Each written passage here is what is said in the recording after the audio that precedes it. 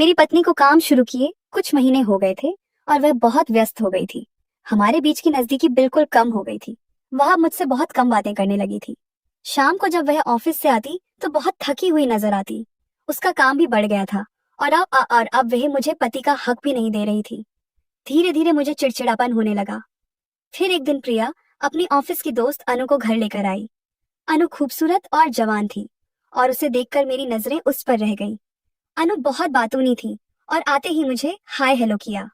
प्रिया ने बताया कि अनु अगली कॉलोनी में घर देखने आई है। अनु ने वहां एक घर भाड़े पर लिया और वह अकेली ही रह रही थी। अनु का स्वभाव मुझे बहुत पसंद आया। उसके बाद से वह अक्सर ऑफिस के कामों के सिलसिले में घर आती रही। समय बीतने लगा और 1 महीने बाद प्रिया ने अपने ऑफिस के दोस्तों को एक पार्टी दी। प्रिया ने मुझे इसके बारे में कुछ बताया नहीं था, लेकिन अनु के जरिए मुझे पता चला। शाम को मैं भी प्रिया की पार्टी में पहुंचा। वहां पहुंचते ही मैंने देखा कि प्रिया बहुत शौकीन हो गई थी।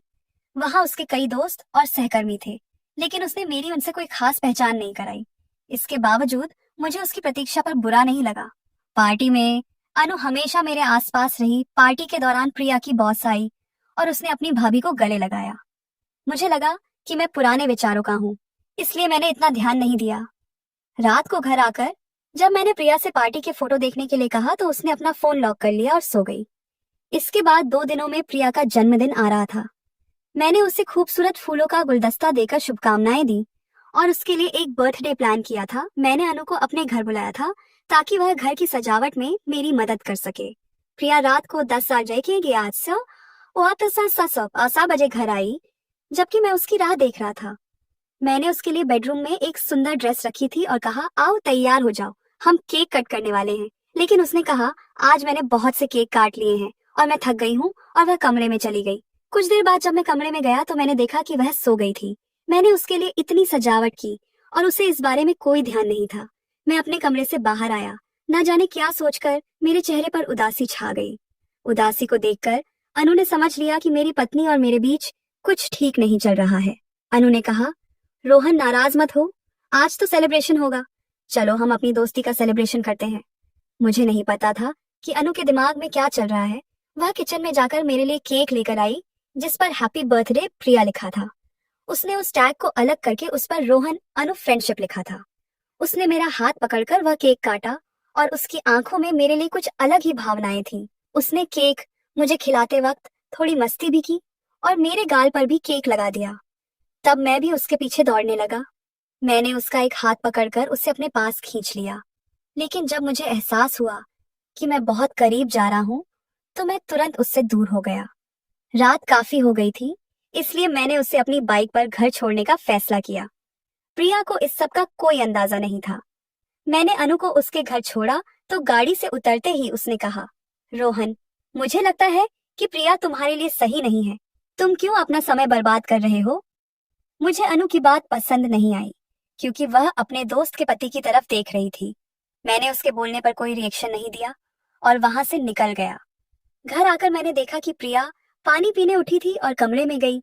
मैं भी उसके पीछे गया और उसे उसके जन्मदिन का गिफ्ट दिया। मैंने उसके नाम का एक सोने का लॉकेट और सोने की चैन बनाई थी। मैंने अपने हाथों से वह चैन उसके गले में डाली। उसके बाद मैंने उसके साथ थोड़ा समय बिताने की कोशिश की, लेकिन वह मुझसे दूर हो गई और बोली, आज मैं बहुत थक गई हूँ, बाद में बात करते हैं। और फिर वह सो गई। अब मेरा चिड़चिड़ापन बढ़ने लगा था। प्रिया ने जॉब में आने के बाद मुझे पति का हक भी नहीं दिया और वह मुझे समय देने को तैयार नहीं थी। क्या अब उसे पति की कोई जरूरत नहीं थी? अब लगभग 1 महीना हो गया था जब मैंने अपनी पत्नी के साथ समय नहीं बिताया था और प्रिया को इससे कोई फर्क नहीं पड़ रहा था। उसकी ऐसी हरकतों के कारण मैंने खुद को समझाने की कोशिश की कि मैं अनु की तरफ क्यों आकर्षित हो रहा हूँ। अनु हर 2-3 दिन में हमारे घर आती थी और वह मुझसे थोड़ी तीखी बात करती थी। अगले दिन सुबह जब मैं जॉब जाने वाला था, मैंने प्रिया से कहा, प्रिया, कुछ दिन की छुट्टी ले लो, मैं भी छुट्टी पर जा रहा हूँ और सोच रहा हूँ कि तुम्हारे साथ थोड़ा समय बिताऊं। प्रिया ने कहा, मैं छुट्टी नहीं ले सकती, ऑफिस में बहुत काम है, बॉस ने मुझे काफी काम दिया है। मैंने कहा, क्या तुम्हारा बॉस पिछले कुछ महीनों से तुम्हारे ऊपर ज्यादा काम का बोझ नहीं डाल रहा है? उस पर इतना आगे बढ़ने की जरूरत नहीं है, नहीं तो वह सब काम तुम पर ही डाल देगा। प्रिया ने कहा, जो लोग काम करने लायक होते हैं उनके पास ही काम होता है और मेरे बॉस की नज़र में मैं काम करने के लिए योग्य हूँ। मुझे प्रमोशन और सैलरी में बढ़ोतरी चाहिए, तो मुझे बॉस के सामने रहना पड़ेगा। मैंने उस पर गुस्सा नहीं किया, बल्कि उसकी काम के प्रति ईमानदारी को समझा। देखते देखते 1 महीना बीत गया। महीने की पहली तारीख को मेरा जन्मदिन था और मुझे पूरा विश्वास था कि प्रिया मेरे लिए कुछ सरप्राइज प्लान कर रही होगी। मेरे जन्मदिन की सुबह अनु मेरे दरवाजे पर फूलों का गुलदस्ता ली खड़ी थी। मेरी पत्नी ने उसे पहले ही बर्थडे विश किया था। मैंने अनु से पूछा, तुझे मेरा जन्मदिन कैसे पता चला? बिल्कुल तुम्हें प्रिया ने बताया होगा कि दीप ने तुम्हारे जन्मदिन के लिए कुछ प्लान किया है, अनु ने मुस्कुराते हुए कहा। नहीं रोहन, मैं तुम्हारे सोशल मीडिया अकाउंट पर जुड़ी हुई हूँ, वहीं से मुझे तुम्हारे जन्मदिन का पता चला। उस दिन प्रिया ने सुबह भी मुझे जन्मदिन की शुभकामनाएं नहीं दी थी। शाम को अनु ने मुझे फोन करके 4 बजे घर बुलाया। मुझे लगा प्रिया ने मेरे लिए कुछ सरप्राइज प्लान किया होगा, इसलिए मैंने हाफ डे लेकर घर आ गया। अनु ने मुझे अपने घर बुलाया था। जब मैं वहां पहुंचा तो देखा कि अनु बिल्कुल तैयार थी। उसने छोटा सा ड्रेस पहना हुआ था जिसमें वह बहुत सुंदर लग रही थी। जैसे ही मैं अंदर गया, मेरे ऊपर गुलाब की पंखुड़ियां बिखेर दी गई थी। मैं यह सब देखकर बहुत खुश हुआ। लेकिन जब मैंने अंदर देखा तो मुझे पता चला कि यह सब प्रिया ने नहीं, बल्कि अनु ने मेरे लिए प्लान किया था। अनु ने मेरे जन्मदिन को खास बनाने के लिए काफी खर्च किया था। उसने अपने काम से छुट्टी ली थी और मेरे लिए कई अच्छे पकवान बनाए थे। मैंने उसकी मेहनत को नकारना नहीं चाहा और मुस्कुराकर उसके साथ अपना जन्मदिन मनाया। काफी देर बाद मैंने अनु से कहा कि अब मुझे घर जाना है। जैसे ही मैं निकलने वाला था, मुझे प्रिया का फोन आया। उसने कहा, आज मैं घर नहीं आ पाऊंगी, ऑफिस में बहुत काम है और रात को मैं एक दोस्त के घर रुक रही हूँ। उस समय मुझे यह साफ लग रहा था कि प्रिया को अपने पति के जन्मदिन का ध्यान नहीं था और यह सुनकर मैं नाराज हो गया। अनु ने यह देखकर मुझे अपने बेडरूम में ले जाकर मेरा हाथ थाम लिया और कहा, रोहन, तुम प्रिया के बारे में इतना क्यों सोचते हो? वह तो काम में व्यस्त होगी। तुम्हारी दोस्त ने तुम्हारा जन्मदिन खास बनाया है, तो फिर तुम क्यों नाराज हो? जब अनु ने मेरा हाथ पकड़ा तो मेरे मन में अलग अलग विचार पैदा होने लगे। अनु वाकई सुंदर लग रही थी और मैंने उसे पहले कभी उस नजर से नहीं देखा था। अनु थोड़ी देर तक बोल्ड ड्रेस में मेरे सामने घूमती रही। तभी उसका मोबाइल नीचे गिर गया। ऐसा लग रहा था जैसे उसने जानबूझकर ऐसा किया हो। वह जल्दी से झुककर उसे उठाने लगी और अपने अनावश्यक अदाओं को दिखाने लगी। मैं एक पुरुष था और जब कोई महिला इतनी प्रकट रूप से सामने आई तो स्वाभाविक रूप से नजरें उस ओर खींची जाती हैं। उस समय मैं उसे देखकर खुद को रोक नहीं पा रहा था। वह धीरे धीरे फिर से मेरे पास आ गई। मैं भी उसकी ओर आकर्षित हो रहा था। तभी मुझे अपनी समझदारी पर ध्यान आया और मैंने खुद को उससे दूर कर लिया। मैंने कहा, अनु, तुम ये क्या कर रही हो और मुझे ऐसा करने के लिए मजबूर कर रही हो? हमारे बीच यह सब नहीं हो सकता क्योंकि तुम मेरी पत्नी की दोस्त हो। मुझे अपनी पत्नी से बहुत प्यार है, अनु ने जवाब दिया। ठीक है रोहन, मैं तुम्हें किसी भी चीज के लिए नहीं कहूंगी। जब तुम चाहोगे तब तुम मुझसे बात करने आ सकते हो। अनु के शब्दों का मतलब मुझे बहुत अच्छे से समझ में आया।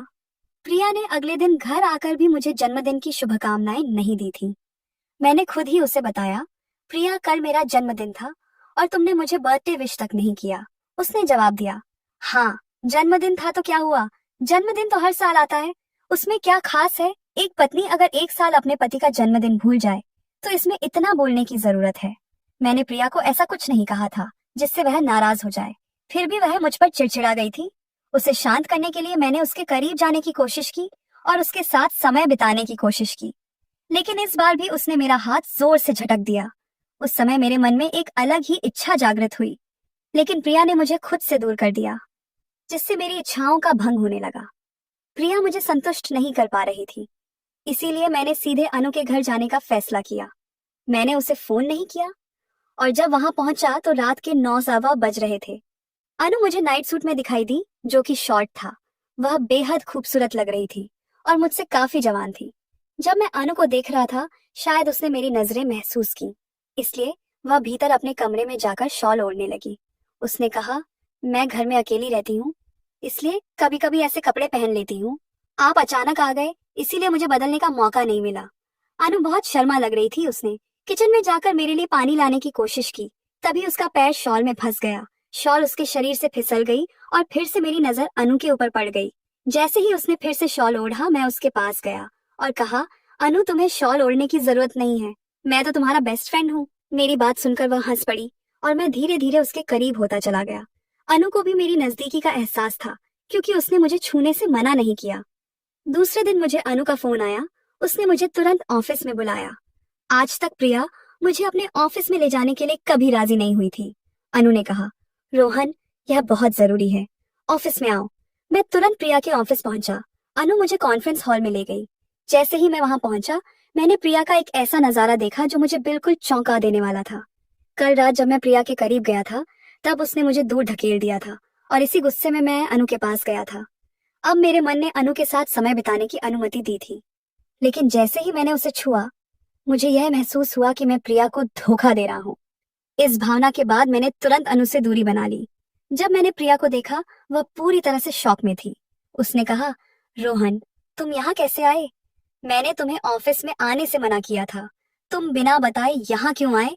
तुम मेरे ऑफिस में अपनी इज्जत गिरा रहे हो। मैंने देखा प्रिया अपने कुछ सहकर्मियों के सामने मेरी बेइज्जती कर रही थी।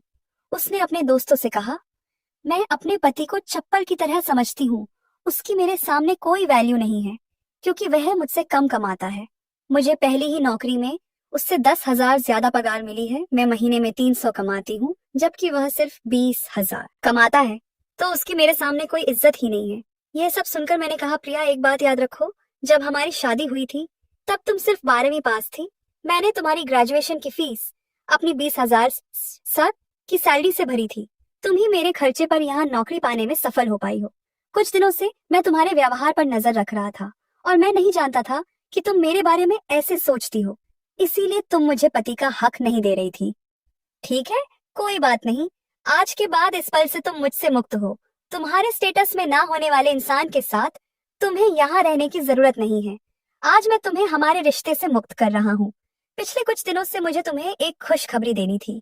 यह मेरे लिए खुशखबरी है, लेकिन तुम्हारे लिए बुरी खबर है। सुनो, 1 महीने पहले मेरा प्रमोशन हुआ है और मुझे मैनेजर का पद मिला है। और हाँ, मेरा सैलरी 20,000 से बढ़कर 70,000 हो गया है। इतना ही नहीं, कंपनी ने मुझे रहने के लिए एक लग्जरी फ्लैट भी दिया है। लेकिन तुम्हारा दुर्भाग्य ये है कि अब इन सब की मालिक तुम नहीं हो, बल्कि अनु होगी। जब प्रिया ने मेरा प्रमोशन सुना तो वह मेरे पैरों में गिरकर माफी मांगने लगी। उसने कहा, रोहन, मैं तुम्हारी पत्नी हूँ, तो क्या मेरे पास तुम्हारे ऊपर हक नहीं होना चाहिए? अनु हमारे बीच में नहीं आ सकती। प्रिया हमेशा पैसों को प्राथमिकता देती थी, जबकि अनु अपने लोगों के लिए हमेशा खड़ी रहती थी। मैंने प्रिया से कहा, तुम अपने काम और पैसों में व्यस्त रहो। अनु ने पहले ही मुझसे अपने प्यार का इजहार किया था। प्रिया का असली चेहरा पहले ही अनु ने देख लिया था, इसलिए वह मुझे हमेशा सलाह देती थी कि मैं प्रिया से दूर रहूं।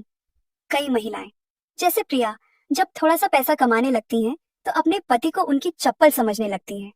मुझे उनसे उचित जवाब देने में कोई परेशानी नहीं है। कुछ ही दिनों बाद मैंने प्रिया को तलाक दे दिया और अनु के साथ शादी कर ली।